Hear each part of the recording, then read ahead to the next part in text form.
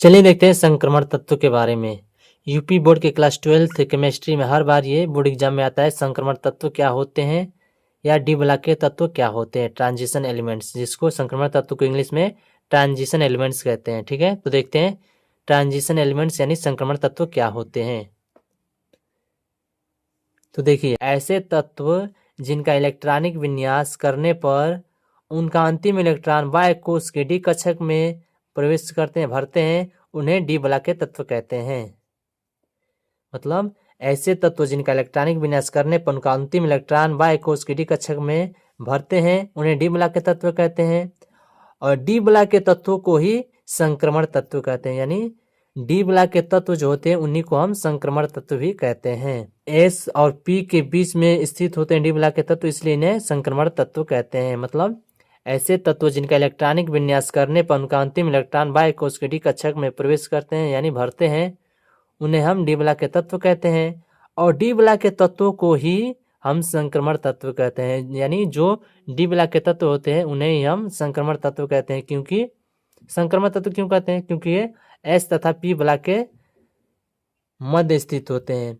S block तथा P block के बीच में ये डी ब्लॉक स्थित होता है, इसलिए हम इन्हें संक्रमण तत्व कहते हैं। ठीक, इनका सामान्य इलेक्ट्रॉनिक विन्यास होता है NS2 N-1 D1 to 10। ठीक, ये N-1 D1 to 10 NS2 1 से 2 या 2।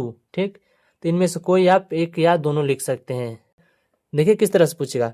संक्रमण तत्वों के गुण, गुणधर्म, लक्षण, अभिलाक्षणी गुणधर्म, ये इन सभी तरीकों से ये पूछता है। ठीक है, संक्रमण तत्वों के अभिलाक्षणी गुणधर्म। पहला है ये सभी धातु होते हैं, यानी संक्रमण तत्व जितने होते हैं डी ब्लॉक के तत्व सभी धातु होते हैं। दूसरा है ये अनुचुंबकीय होते हैं, इनके आयन तथा यौगिक रंगीन होते हैं। डी ब्लॉक के तत्व जो है संक्रमण तत्व, उनके आयन तथा यौगिक रंगीन होते हैं। चौथा है पारा को छोड़कर सभी धातु होते हैं, यानी मरकरी पारा को छोड़कर सभी धातु होते हैं डी ब्लॉक के सभी तत्व। ठीक, पांचवा है इनके आयन तथा यौगिक रंगीन होते हैं। ये 2 बार हो गया है, गलती से लिखा है 2 बार, वो एक ही होगा ये वाला, ये दोनों एक हो गए, एक ही बार लिखा है, 2 बार लिखा गया एक ही चीज। ठीक, तो छठा हो जाएगा ये उत्प्रेरक का कार्य करते हैं। संक्रमण तत्व जो होते हैं वे उत्प्रेरक का कार्य करते हैं। सातवां ये परिवर्ती ऑक्सीकरण अवस्था दर्शाते हैं।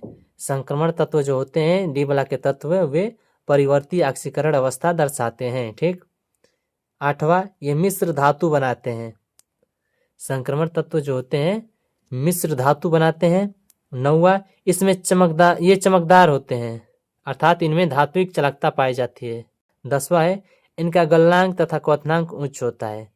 डी ब्लॉक के जो तत्व होते हैं उनका गलनांक और क्वथनांक क्या होता है? उच्च होता है।